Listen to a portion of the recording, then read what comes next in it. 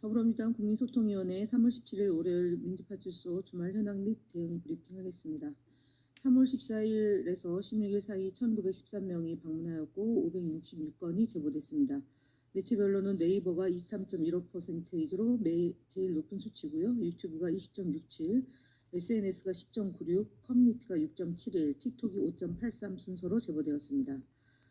주말 동안 있었던 주요 제보 내용을 말씀드리겠습니다. 첫 번째로 지난주에 이어서 이재명 대표 암살 계획 등 각종 음모론에 대한 제보가 있었습니다.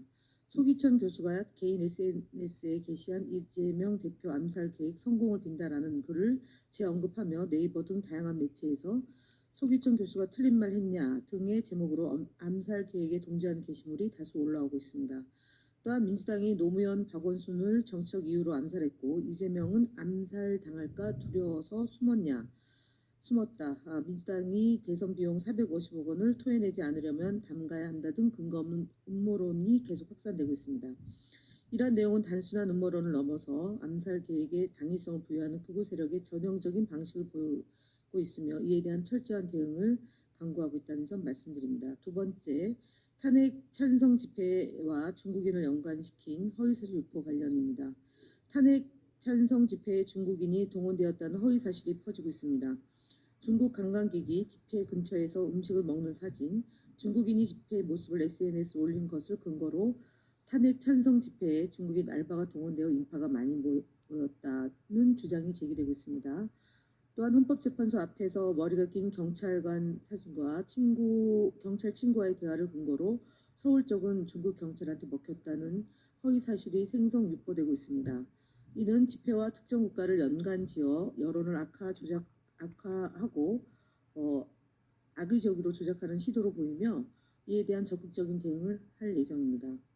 세 번째로는 헌재와 선관위에 대한 테러 위협 정황과 관련된 제보입니다.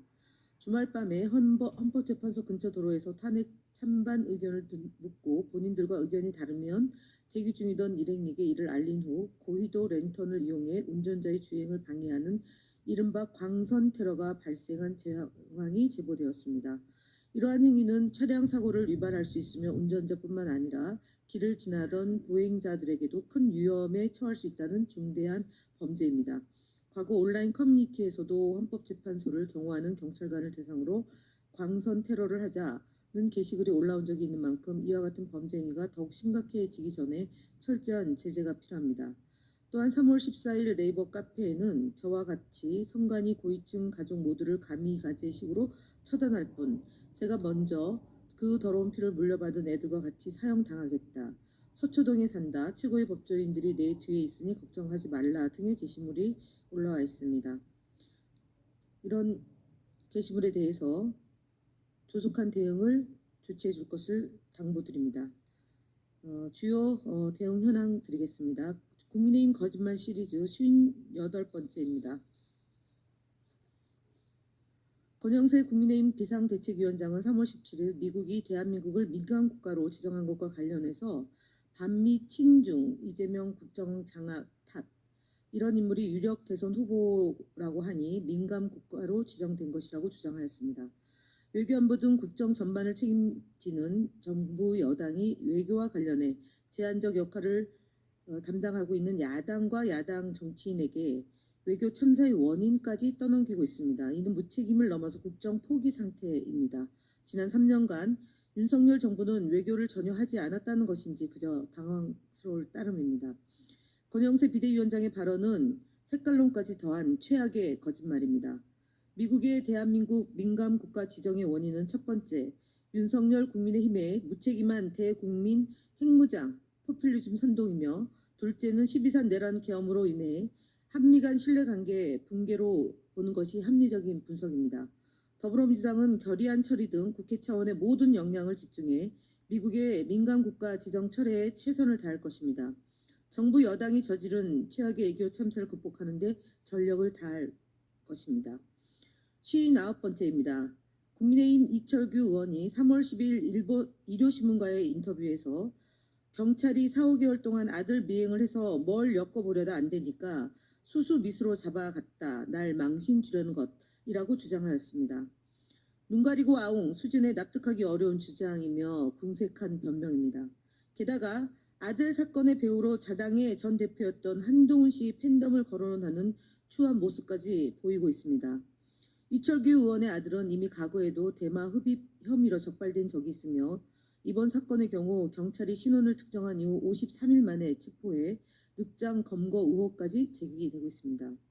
이철규 의원은 경기지방경찰청장이라는 경찰 고위직 출신 외에 여당 사무총장까지 지낸 분으로 윤핵관 실세 중에 실세라는 것은 전 국민이 주지의 사실입니다. 심지어 언론 보도에 따르면 이철규 의원의 며느리는 경찰 조사 당시에 시아버지가 이철규 의원이라는 진술을 한 것으로 알려졌습니다. 또한 이철규 아들의 마약 사건을 담당한 수사 책임자가 3년 전 비위 전력이 있음에도 불구하고 최근 경찰 인사에서 총경으로 승진했다는 점도 국민들의 의혹은 증폭되고 있습니다. 이 모든 정황을 종합하면 이철규 의원의 발언은 거짓말입니다. 이철규 의원은 도의적 정치적 책임을 져야 할 것입니다. 세 번째로 구글 코리아와 선관위의 무책임한 대응에 대해 대한민국이 거짓 선동으로 물들고 있다는 내용의 입장문을 발표하겠습니다. 더불어민주당 국민소통위원회에서는 구글 코리아와 선관위의 무책임함에 대해 강력히 규탄합니다. 먼저 당대표 테러와 관련한 영상 방치에 대한 부분입니다. 구글 코리아는 국민소통위원회가 신고한 이재명 대표 테러 사건과 관련된 영상에 대해 모두 문제없음이라는 답변을 내놨습니다. 법원 판결로 15년이 선고된 후 신고한 영상에 대해 문제없음을 통보하여 3월 5일 현안질을 통해 김경훈 대표에게 질의했지만 해당 사안에 대해 보고받지 않았다, 접근 권한이 없다라고 하다가 재검토할 것을 강력히 요구했고 3월 14일 돌아온 답변은 역시 문제없음입니다. 칼로 사람을 찌르는 폭력적 영상과 나무젓가락이라는 허위 조작 영상이 버젓이 유통되며 당대표의 테러 사건에 대한 심각한 문제에 대해서 구글 코리아는 커뮤니티 가이드라인을 위배하지 않았다는 해명을 반복하고 있습니다. 더 황당한 것은 명예훼손으로 영상을 삭제하려면 구글 본사 법무팀이 담당하니 구글 본사의 법무팀으로 직접 메일을 보내라는 답변입니다. 더군다나 구글 코리아는 자신들이 법무팀과의 소통 권한이 없으며 본사에 보낸 내용도 열람할 수 없고 진행 상황조차 알 수 없다고 합니다. 그렇다면 구글 코리아의 역할은 도대체 무엇입니까? 가이드라인 검토도 본사에서, 법적 검토도 본사에서, 모든 결정이 본사에서 이루어진다면 구글 코리아는 구글 본사의 중개소에 불과한 것입니까? 책임 있는 기업이라면 국민을 기만하는, 대한민국을 기만하는 이런 무책임한 대응을 해서는 안 됩니다. 구글 코리아 김경훈 대표는 이에 대해 직접 해명하고 철저한 재검토를 통해 문제 영상을 삭제할 것을 강력히 촉구하는 바입니다. 다음으로 부정선거 허위 조작 영상 방치에 대한 부분입니다. 현재 대한민국의 선거제도를 뒤흔드는 부정선거 허위 조작 영상이 유튜브에서 판을 치고 있습니다. 심지어 윤석열 대통령은 부정선거 허위 조작 영상을 근거로 비상계엄을 했습니다. 그럼에도 불구하고 구글과 선관위는 책임 있는 것을 다하지 않고 부정선거 허위 조작 영상을 방치하고 있습니다. 구글은 선관위가 삭제 요청을 하면 즉시 삭제하고 채널 페널티 부여 및 채널 삭제까지 할 준비가 되어 있다고 밝힌 바 있습니다. 그러나 선관위는 직접적인 법 위반 사실이 없다며 구글의 삭제 요청조차 하지 않고 있습니다. 국민들의 소중한 한 표가 근거 없는 허위 조작 영상에 의해 부정당하고 있는데도 불구하고 선관위는 아무런 조치를 취하지 않고 있습니다. 현행 공직선거법 제237조에 따르면 유괴, 사술, 기타 부정한 방법으로 선거의 자유를 방해하는 자는 10년 이하의 징역 또는 500만 원 이상 3천만 원 이하의 벌금을 처하게 되었습니다. 이 허위 조작 영상을 본 유권자들이 투표를 포기하거나 특정 정당에 불리한 인식을 갖게 된다면 이것은 명백한 선거 방해 행위입니다.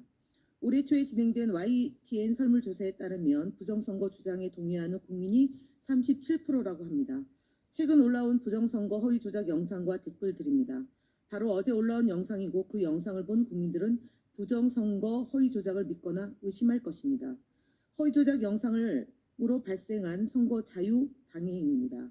선관위는 이에 대한 선거법 위반에 대해 유권 해석을 즉각 내놓아야 합니다. 그리고 법 위반 사실이 확인되는 즉시 구글의 허위 조작 영상 삭제를 요청해야 합니다. 하루하루 영상이 확산될수록 국민의 피해는 커지고 선거의 공정성을 심각하게 훼손할 것입니다. 선관위는 홈페이지에 부정선거 반박 영상을 두고 있지만 정작 유튜브에 거짓 영상이 방치되는 현실을 우리는 자시할 수 없습니다. 선관위는 부정선거 허위 조작 영상에 대한 단호한 대응과 조치를 실행해야 합니다. 마지막으로 현수막 대응 관련입니다. 국회 앞에는 툭하면 내란 선동 이재명의 민주당이 내란이다는 문구와 함께 이재명 당대표 얼굴을 넣어 악의적으로 모독하는 현수막이 걸려 있습니다. 이에 대해 선관위에 유권 해석을 요청하였으나 문제없음이라는 답변을 받았습니다.